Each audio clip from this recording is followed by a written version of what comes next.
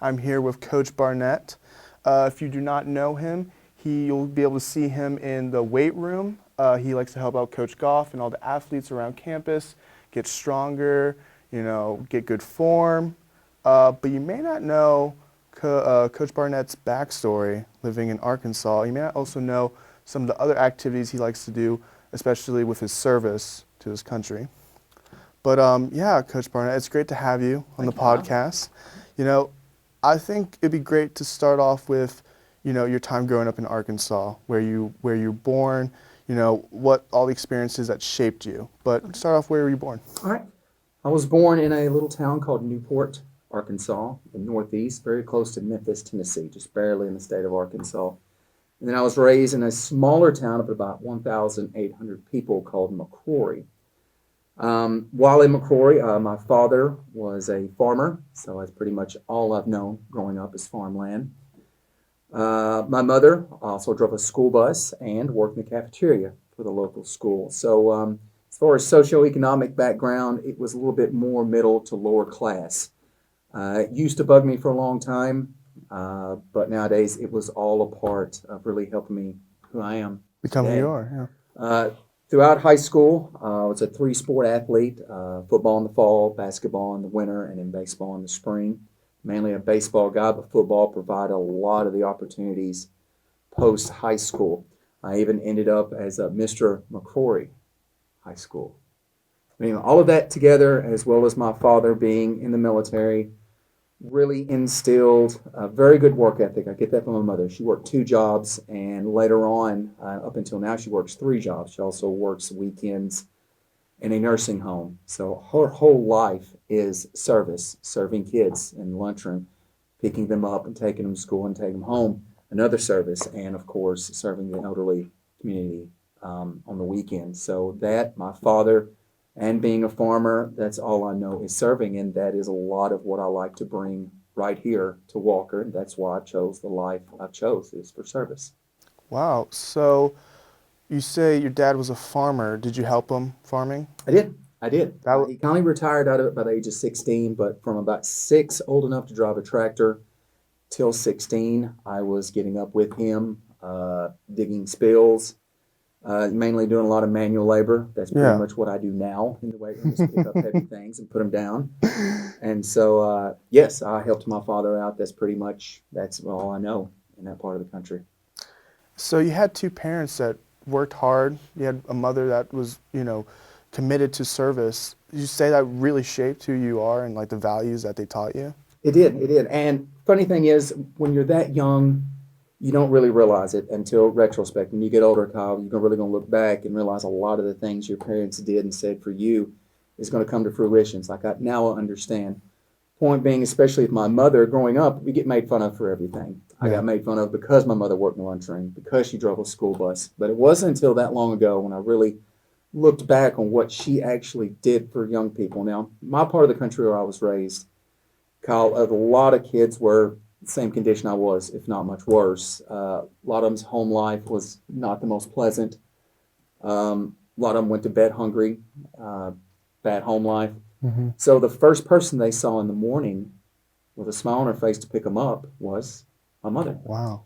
When they went to eat lunch, which was probably their first big meal of the day, the first person they saw to hand them their plate of nice food was my mother. And the last person they saw with a smile on their face before they went sometimes to a bad situation at home and I'll see you tomorrow was my mother. So I look back now and realize just how important she's been to hundreds of kids for years, just by simply doing something for them consistently with a smile. And that's why I try to bring kids like you and in the weight room every day, just bring a smile and try and make your day pleasant. Because at the end of the day, when you look back in your experience in the weight room with me, you're only going to remember 2 things. You're not going to remember how much weight you lifted, believe it or not. That's probably going to be inflated as you get older, with me. But you're going to realize 2 things. Did Coach Barnett treat me fairly? And did I have fun with him? If you can answer yes, then I've humbly done my job. All right. Now, coming on to the topic of athletics. You grew up, you said you played baseball, football, any other sport I missed? And basketball. Basketball. Yes, sir. So 3-sport athlete. Sport athlete. How did that shape you and build you up? Again, looking back, then it's played a lot of sports back then because it's part of being in the social pipeline. It makes the more exposed you are, the more overall better experience you're going to have for high school. It's why I encourage kids, play as much as you can, especially in early age. Figure out what you're good at. When I look back, I realize you deal with a lot of conflict. That many young people on a team, you learn how to get along no matter what. Dealing with pressure situations. When you get into the real world is nothing but almost a daily pressure situation. So even at a young age, this is artificial stress, something that you need to learn to handle because the next step in life, you're going to handle it almost on a daily basis. So learn at a young age to get along with everyone, learn how to effectively communicate with the freshmen on the team that you play with, as well as the seniors, especially leadership skills. Realize when you play that long, which I was a starter in all three sports, 3 out of the 4 years, Wow. you realize that people is going to look up to you to act and be a certain way. And so it really helped mature me beyond my age. But playing that much just really helped shape me, as well as my father and, of course, mother's influence. By the time I got out of high school, I think I was a little bit more mature than a lot of kids because of that experience. Now, the Walker community might not know this, but when I first met you, I think the first thing you told me was a story about your life growing up in Arkansas. And I mean, if you feel free to mention maybe one of the stories, just so the Walker community gets a good idea of how you, because you're a really good storyteller. Oh, thank you. So any stories come to mind, growing up in Arkansas that you'd like to share with the Walker community to kind of get a good idea of what your experience was like? Let's see. Being raised out in the middle of nowhere like that. First off, there's hardly any law enforcement around there. So being raised out in the country like that, it's pretty much it's lawless. The road I was raised on was like the Autobahn in Germany. Wow. People just drive as fast as they want to. As far as particular stories during my adolescence, the ones that really shaped me were really the more important ones are really out of high school. But there is one I'd like to share that I was still such a young man Okay. that I went on a mission trip to Guatemala. Now, before this, like I said, I felt sorry for myself for many years, grew up lower middle class. But this experience really molded something. I was a really strong member of my church community through college. And I got the opportunity to go to Casa on the Rocks Kids Orphanage. This was a couple of hours outside of Guatemala City. When we first got there, they immediately told us, make sure all your pockets are inside, everything on your backpack is zipped up because there is kids everywhere and they're trying to sell you anything, water, lint from their pocket, a paper clip, because they're literally day by day trying to survive.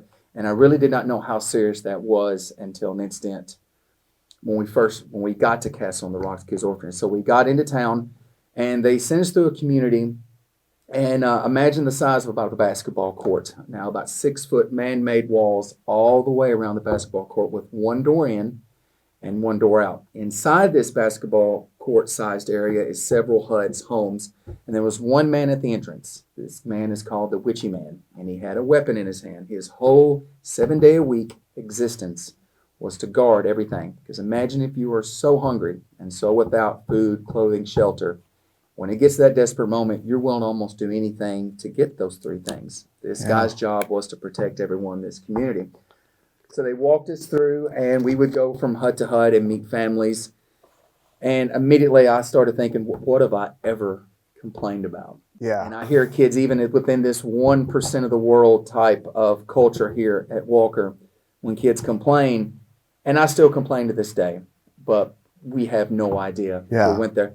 A lot of them, no indoor plumbing at all, and a lot of their water sources they had to walk and get. It's the same water source we went and checked out people were bathing in. That's not a very attractive situation to be in. One family we met just spent about $150 that they have worked all year to collect. There's about 12 people living in a tiny hut to buy a cast iron stove. So for the first time in a lot of them's lives, they've had a warm meal, something we take advantage of every day. So when we got on a bus, drove for a couple of hours out to Castle on the Rocks Kids Orphanage. When we got there, kids immediately joined us. This is probably because they're so open to love you. With a bottle, we could play flip cup for hours, and they're happy for that. They're very happy to do that. And that's just open and natural love that these kids have. And then I got the backstory of how these kids ended up where they ended up. And this is where it really brings you down a notch. Just like the United States of America, we have governmental organizations that takes care of kids without homes. They do not have that there. So here's how a lot of those kids ended up there. Imagine, if you will, Kyle, that you're being led in just the streets, the hustle and bustle streets of Guatemala City, which is a huge city. Your mother's walking you around, and as soon as you become distracted by something shiny on a table, you try and look, and your mother's gone forever. That's how a lot of these kids ended up there. Parents can't take care of them. They just walk away from them. 6, 7 years old, and they walk around. Mom will never see them again. And so there's people that is representing this Castle on the Rocks Kids Orphanage that goes into Guatemala City, and they just kind of hang back and look for these kids and the telltale signs. And then they go earn their trust, take them away, drive them to Castle on the Kids Orphanage, and through generous donations, mainly through church organizations, helps fund this. My job there was to build like dormitories and bunk beds for these kids. So to be without that much love, for them to immediately embrace you with a hug like they've known you your entire life, was extremely humbling. Yeah. And so I learned right away, as bad as I think I've had it, it's nothing compared to what's out there in the world. And like that started, because I know you still go, do trips, mission trips. You serve, in the country. You even, as I remember you telling me, you were there during the recovery efforts from Katrina. I was. Could you explain your experience? I know you told me a story. Could you kind of, retell that story? Sure, I'd love to. Shortly after Hurricane Katrina, I went down there with the same church organization, mainly to do yard work, and we helped rebuild a deck. So in the morning time, we would go into, like, such as a backyard, and it's not been touched since Hurricane Katrina, so grass was really high, and it was a struggle. But I noticed right away when I would get to certain corners of these yards, there'd be a coagulation of dirt and sediment, and often I would find jewelry. Now, although this is a cheaper piece of jewelry, when you make vows like that, when you get married, it's priceless. And so to see that much sentimental valued things like pictures that will never find its owner again was very sad. It's disheartening. Yeah. So we do that in the mornings and do community work in the mid-afternoons, and then in the afternoon when it kind of cooled down, so this was in July. Yeah. We would help build a deck for an older woman who water just swept it away. And this is where an incident happened. I actually witnessed a gang shooting. Also to note, throughout the week, we was working off a street called Spain Street, was this back street. We was working in the backyard of this home. And there was two gangs, rival gangs, that would kind of venture off in our way because we was kind of right in the middle of their territory. And on one side was the Ride or Die gang. The funny thing is, I've never seen them riding anything, which colors were gold and maroon. And the other side was the Yin Yang gang. And every once in a while, one gang member on either side would venture where we were, and they were actually very nice to us. They even helped us out. They were constantly looking down at the other end, looking for the opposing gang. And towards the end of the week, we had a nice celebration to kind of culminate all this, and I agreed to grill. And with that, and there was some big blow-up water slides. And so with the generator that was running, as well as the grill, which I was working in front of me, out of the 9 gunshots, I only heard about 2 pops, which I was raised around weapons. It got my attention. And looked, and here comes several members of the Yin Yang gang running towards me, and about 30 or 40 kids or so. And in that midst, in that pandemonium, I kind of just froze, that fight or flight response. I just hunkered down and immediately looked for the danger. And I saw it, and it was a gold-colored car, a driver in the front and 2 occupants in the back, and that's where the shots came from. And in the midst of all this chaos, pandemonium going on, I guess time slows down. Yeah. And I actually looked through the young men running towards me to see a guy fall. And by the way he fell, Kyle, he didn't brace himself at all. He fell hard. And I assumed this was probably going to be fatal. And so in the midst of all this, kids still had the wherewithal to come up beside me and was stealing food, taking advantage of the situation. It's a pretty dire situation. And so when everything cleared out, I saw the danger was going away from me. I immediately ran towards the kid, which was about 10, 15 yards from me. And by the time I got to him, I saw where the entry wound was, his white T-shirt. And I got to him and hovered over him, and his eyes opened up, and he got up like a light and took off. And come to find out, he actually made it to his steps of his home. First responders came and got him, took him. Within an hour later, police finally arrived, which was disappointing. You would think to protect and serve, they would get there sooner. So I asked nicely as I helped fill out a police report, what took so long? And he said that they're told to wait a while because of eventual shooting. They're probably going to get their weapons and don't want to be caught up in any crossfire. Yeah. And so I get it, but still, kids involved, you got to come and survey the scene.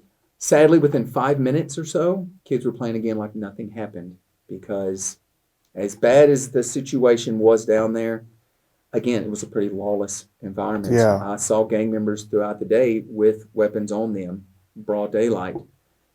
And it's just sad that we still have kids that still have to grow up in that environment. But that really, again, brought me down a peg, and something else that helped mold me. Mm-hmm. Maybe moving to a more lighter tone of questions. You talk about, I know you talked about with me how you played in college football. Yeah, D2 football. What university was that? I played a year and a half of Division II football at Arkansas Tech University, and I played 4 years of baseball at Arkansas Tech University. So for a little while, I was a two-sport athlete. That's pretty tough. That must mold you too. It's pretty tough to balance. Being a student athlete. And then I also know, just talking about football in general, you somehow, got under the wing of Bobby Petrino. I did. Could you explain just how that came to be? The stars lined up perfectly. I love to tell. I don't think I've even told any of you kids this one. By the time I graduated college, it took me 7 years, Kyle. Now, I was a first-generational college student. Neither one of my family sides ever even attempted college. That's because they just get out of high school and they go to work. That's just what the expectation is. But college, Division II, gave me an opportunity just to at least go to college. So after 7 years, I finally earned enough credits to get a degree.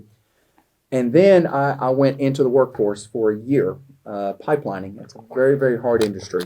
And again, that was probably the most miserable year of my life. I worked in Colorado, Wyoming, and Nebraska. And it's even through the winter months. I had an outside job.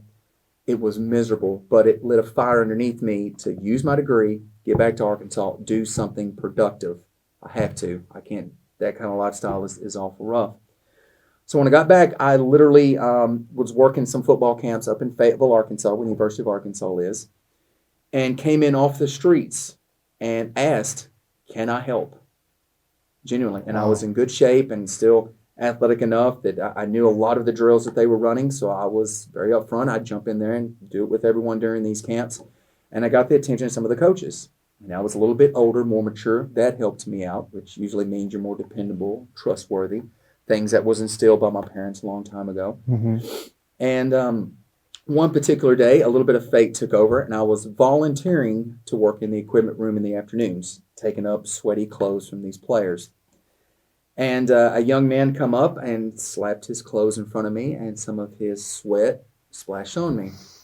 I didn't appreciate that, so I very kindly, nicely asked him, it's like, young man, I still remember this young man's name too. I was like, I'm providing you a service. Okay, I'm going to wash your clothes, I'm going to dry them, and then I'm going to put it back in your locker free of charge.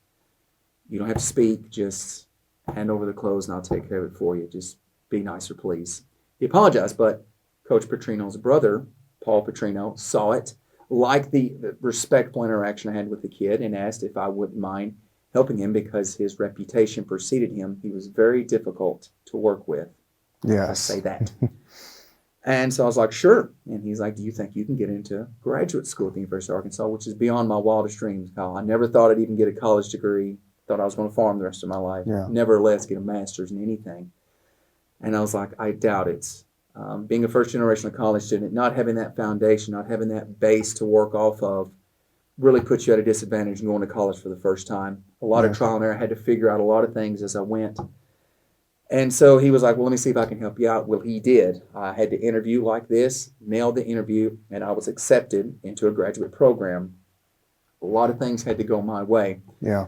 And so worked my tail off. Graduated with a 3.9 GPA, which was much higher than I did bachelor's degree. But being in the right stressful situation, a lot of times you got to You got to step up. Yeah. You got to step up and do what you have to do.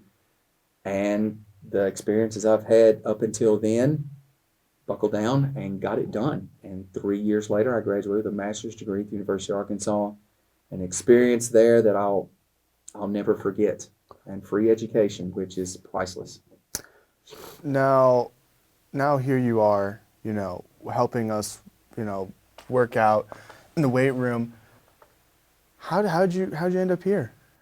I'm up here. Before here, I worked in Little Rock, Arkansas, at a private school with a lot of similarities to here. Walker's a little bit bigger, but a lot of the same affluent culture, a lot of the same socioeconomic backgrounds, a lot of the same kids. And I put out there on this online organization called southernteachers.com, where you just kind of let them know, this is what I'm looking for. This is where I'm looking to possibly work. And Walker reached out, and then I reached out to Walker. I came here and interviewed, and it felt right from the start. It felt like this is somewhere that I can grow. I met some of the kids from the football team right away, and I felt like these are some young men that I believe I can help get better, and they can help me get better. Yeah. And so took the plunge, moved 586 miles to be here. And I did not want to lay an egg. So I got here, and I've worked my tail off ever since. So you say you learn from us. I learned from y'all. Like what do you learn from us? Patience. Patience. Lots and lots of patience. Now, at the end of the day, I do realize that you young men, you're in a vulnerable state. You're very impressionable at this age. Some of y'all look for the wrong people to impersonate. But I just want to be a shining example. And so that y'all help keep me in line. Y'all really do. Yeah. I got to check myself often, as I'm still human. I'm prone to err, and you always will be. But when I see that y'all actually listen to me, eye to eye contact, y'all look to me, y'all speak, y'all do a really good job of speaking to me every day, especially you. That if I come across anything other than pleasant, y'all sense that. Y'all have those natural detectors, being young people, to know when something's not right. It's how some people keep you safe in this world. And so if I don't bring it every day to have fun, then y'all are not going to have fun. Because remember, what's the two things you're going to remember about me? Did I treat you fair? Yes. And did you have fun? And just like your attitude and effort, all of that comes together. And we're in complete control of that. So, yes, y'all make me better than y'all realize. That's good. Just thinking other things to ask you. Because, you help us so much. And I feel like you'd be the best person to and especially because of how hard you had to work to get where you are today, coming from humble beginnings. Mm-hmm. What do you think, and the average Walker student, what do you think would be the best piece of advice you'd want to give to that person? Do your best to stay down to earth. Put yourself out there to all walks of life. I did that, and it's scary. You go into a lot of unknowns. But the end result of it has been the best part of life. And again, it's scary. It's scary when you don't know what to expect. But staying inside of your bubble, and it's a safe bubble, I understand. But putting yourself out there, going against the norm, do not so much as cower down social conformity with everything. If the expectations for everyone per se is to go to University of Georgia, joining a fraternity, a sorority, I understand there's a lot of factors that goes into that, especially if you're a legacy kid. But if you really do have aspirations, put yourself out there, something off the cusp, go for it. It's going to help mold you more than you realize. Putting yourself in situations that you don't know the outcome or the expectations, I really think opens you up to all kinds of things in life. And stressful situations is also going to help mold you into a more mature person, because a lot of times not putting yourself in those stressful situations or not preparing yourself for the rejections now, when you get into the real world, rejections are coming. Yes. It's a certainty. And if you don't experience them until you're an adult, it's going to be that much harder on you. So yes, I highly suggest put yourself out there against the norm, and it's going to make you a better person. And what would you say to a young Coach Barnett? I would say take schooling a little bit more seriously.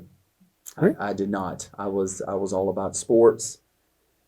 That's the first thing. Don't get caught up in being so socially aware. Just be yourself. and the ones that accept you are the ones that really matter in your life. Everyone else, it's just a good memory, but take advantage of the true friends that you have. Keep your priorities in line. Like my grandfather used to say, keep your eyes on the prize and your hands on the rail. Find your priorities in life. Keep those at the top, and hands on the rail means do right. Don't make too many mistakes because it'll come back to haunt you. Okay. And now kind of shifting towards just, the Walker weight room program in general. I mean, you've been helping Coach Goff. How's that relationship between y'all? It's fantastic. And considering we have such polar personalities, he's very stingent, black and white rules. I'm a little bit more laid back. Yeah. I'm more the cheerleader, and I like to have fun because I think that's a part of the experience. So together, as opposing as we are with personalities, we make a good team. He's extremely knowledgeable. Like he says when we meet prospecting possible Walker future students, he tells them he's the nerd. He's in it for the science of weightlifting. I'm more the meathead. I'm in it for lifting heavy things and grinding. Yeah. Together, though, that makes a good team. So now we appeal to all kids that walk in there. If they're in there to really understand what the lift means, Coach Gall provides that information. If you just want to come in there and have fun and get the most out of it and let it be a stress reliever, I'm a decent person for that too. So together, I think we make a very good team, and I think the results are immediate. We have more kids in there now. We doubled our numbers from fall semester to spring semester this past year as far as kids wanting to take the class. So we're doing something right in there. All right. And, talking about the weight room, is there some type of future goal that you and Coach Goff have for that? Or, you're just trying to, get people in and out and, get the best they can out of it? Or the latter. That sounds less motivating, but the latter, just get in there and get better. The end goal, believe it or not, we try and sell it in different ways of showing up. Accountability, like the competition we're having this summer. Trying to be on them on a daily basis to show up dressed and on time every day. The end result of why we ask kids to come in there for the athletes is injury prevention. That's number one, whether we tell you all that or not. And some of it is luck. Some of it is what we work on every day in there. We're trying to reduce injuries so you can have a better playing experience. On the other hand, is also when try and build a base knowledge. So when you leave high school, you can walk into any gym like you're going to in college, whether you're a football player or not. You can go into a gym and you can function. You can go in there and keep your own self safe and hopefully provide enough information that it's a lifestyle choice and you're always going to know what to do when you walk in there. So we're trying to curtail to all walks of life that walk in there. Great. Now, just talking about you individually, do you have any future aspirations you're looking towards? After I was done being a graduate student at the University of Arkansas, I was also in limbo again, job-wise. I had more than average education with not very much experience. That's a gray area and hard to find that first job. So I actually applied and got to the doctoral program, education at the University of Arkansas. And because of my college baseball background, worked for the University of Arkansas baseball team for a year and a half in academics. I maintain a 4.0, and I'm 18 hours in, so I'm halfway done with the classes portion. I would love to finish that at some point in my life, considering how well I've done. It's the hardest part is getting in, but once you get in, if you're willing to put in the work, you can handle the load. It just takes a while, a lot of consistency and prioritizing, but I would love to finish that. So that is definitely something I would want to do. Do you miss Arkansas? I do. I do, if I'm answering honestly. That's 35 years of my life there, and it's all I knew. And I'm proud to be Arkansan. And it's one of the worst states in the country, but it doesn't matter. There's a lot of good out of there. If you're outdoorsy whatsoever, there's plenty to do there. It's a gorgeous state, just a lower socioeconomic overall state. But yes, of course, I miss their families there, people I grew up with. The Razorbacks are there. So yes, of course I miss it. And I know, like, obviously with your arm, the marks on it, you serve, Could you explain, you're just serving, could you do some type of camping out, kind of, patrolling? Could you explain that? Sure.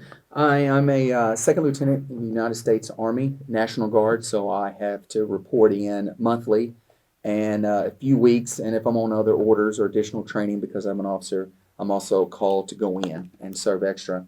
And so because my job is more infantry based, we have to do a lot of stuff outside and on our feet. So, and when you sleep outside like that in the summer in Arkansas, it's hot, it's sweaty, bugs are everywhere, saw lots of snakes. And so I still have to report in there, and believe it or not, you get used to it. Yeah. Actually, I sleep pretty well at night now on the ground. Okay. If there's anything you haven't talked about that you want the walking community to know about you, if there's anything. Uh, It's fine if you don't. Like we've covered a lot of topics, but if anything.